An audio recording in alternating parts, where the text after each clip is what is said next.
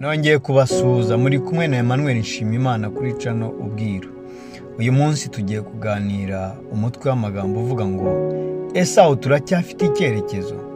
Icyerekezo ni ahantu uri mujya, ni ahantu urugendo rwawe ruzaba rwuzuye cyangwa ku ipfundo ry'igikorwa cyawe.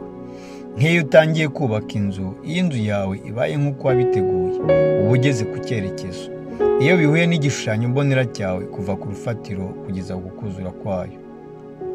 Urugendo rwacu rutangira muri Kristo Yesu, tukarwuzuriza muri Kristo Yesu. Dutangirane n'aya magambo yo mu gitabo cy'Abaheburayo, amagambo avuga ngo nicyo gituma dukwiye kuba turetse guhora mu byambere bya Kristo, tukigira imbere ngo tugere aho dutunganirizwa rwose. Twe kongera gushyiraho urufatiro ubwa kabiri, ari rwo kwihana imirimo ipfuye no kwizera Imana. Ni amagambo ari mu Baheburayo ibice 6 umurongo wa mbere. Kuba turetse guhora mu byambere bya Kristo. Iteka iyo bavuga ngo ibyambere, ni ukuvuga ko hariho ibindi bizakurikiraho. Ni urukurikirane rw'ibintu bigomba gukorwa, ariko hakaba ibigomba kubanza n'ibigomba kugenda bikurikira. Ese ibyo bintu ni ibiki? Mu rugendo rwo muri Kristo, Paul aratubwira uko urwo rugendo rugomba gutangira n'aho rugana. Mu by'ukuri aratubwira itangiriro n'iherezo ryacu muri uru rugendo. Urugendo rutangira muri Yesu Kristo kandi rukarangira muri Yesu Kristo. Gushyiraho urufatiro, kwigira imbere, kugira aho dutunganyirizwa rwose. Hano turabonamo ibice bitatu. Kugira ngo tubashe kugera ku cyerekezo, ni ukubanza gushyiraho urufatiro. Bibiliya iratubwira urufatiro rwo muri Kristo icyo ari cyo. Ibyambere bya Kristo ni rwo rufatiro. Urwo rufatiro Bibiliya irarusobanura neza.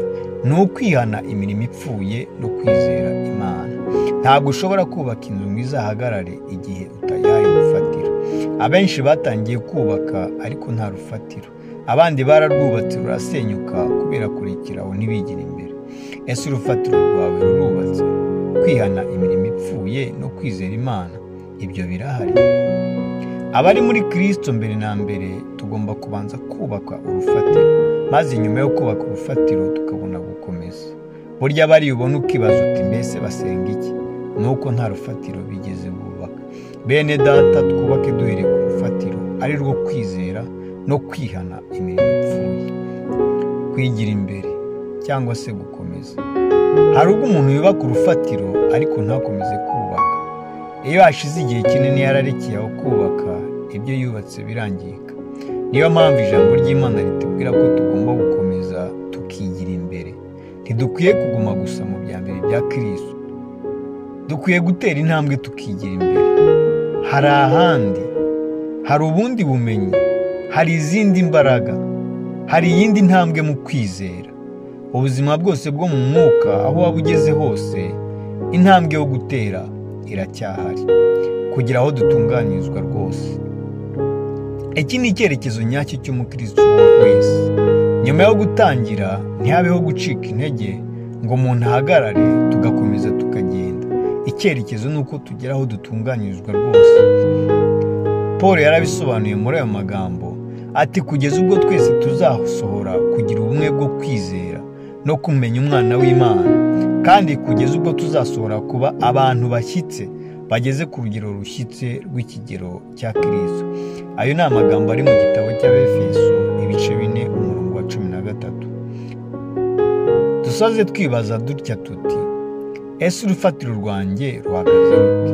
Urufatiro rwo kwihana imirimo ipfuye no kwizera. Utese nakomeje urugendo cyangwa se nagumye ahantu hamwe? Mu mwuka ntawo guhagarara hari. Iyo utari mujya imbere, uba uri mujya inyuma. Iyo utari mukura, uba urimo upfa. Aho dutunganyirizwa rwose, aha ndashaka gusobanura neza kugira ngo iri jambo turyumve neza, kubera ko rimwe na rimwe risa n'irigoye. Mu nganda zikora ibintu, abantu cyangwa amamashini bagenda babihererekanya, babikoraho bitewe n'imirimo imaze gukorwaho n'isigaye. Kuva mu ntangiriro z'icyo bari gukora kugeza gisohotse ngo gicuruzwe cyangwa se ngo gikoreshwe icyo bagikoreye, ntabwo gishobora kurekurwa kitaratunganywa. Bivuga ngo haracyariho akandi kazi. ariko katari ugushyiraho urufatiro, nta nubwo ari imirimo yo hagati, ahubwo ni mu gice cya nyuma kibanziriza gusohoka mu ruganda. Igikoresho kikaba kitararangira ariko kiri gukorwaho imirimo yo gutunganywa, cyamaze gukorwa ariko kigeze aho gitunganyirizwa rwose. Hari abantu benshi b'Imana ubu bari gutunganywa rwose, yewe nawe dukwiye kuba muri bo, kuko ibikenewe byose Yesu yarabikoze. Emera uyu munsi dufate icyemezo cyo gukomeza kugenda, maze tugere aho dutunganyirizwa rwose. Bibiliya iravuga ngo ariko umukiranutsi wanjye azabeshwaho no kwizera, ngo nyamara nasubira inyuma umutima wanjye ntuzamwishimira. Ayo ni amagambo ari mu gitabo cy'Abaheburayo ibice 10:38. Kwizera hamwe no kwihana imirimo ipfuye, ibyo biguhindura kuba umukiranutsi. Nyamara Imana iduhamagarira gukomeza kugenda. Urufatiro ibindi byose bigomba guhagararaho ni ukwizera no kwihana imirimo ipfuye. Ese urwo rufatiro wumva rugushishikaje? Ese nkomeje urugendo neza, urugendo rurangwa no kwera imbuto z'umwuka, kugeza igihe Yesu azakubwira ati ngwino usange mwana wanjye. Murakoze. Imana ibahe umugisha, ibarindire umubiri n'ubugingo. Dusenge Imana. Imana, turagushimye kuri mwiza, iteka turagushimye ko wabanye natwe, tugushimye ko waturinze mu bihe bikomeye, tugushimye ko twabonye ukuboko kwawe. Data, uhabwe icyubahiro kandi ushyirwe hejuru. Nyakubahwa, turakwinginze kugira ngo uduhe kugira ngo dutere intambwe, uduhe kugira ngo urufatiro rwacu rukomere kandi dukomeze kugeza ubwo tuzagera aho waduteguriye tugomba kugera. Urakoze Mana nziza, urakoze kubw'imbaraga zawe ugiye gusuka ku bantu bawe. Ni mu izina rya Yesu dusabye, amen.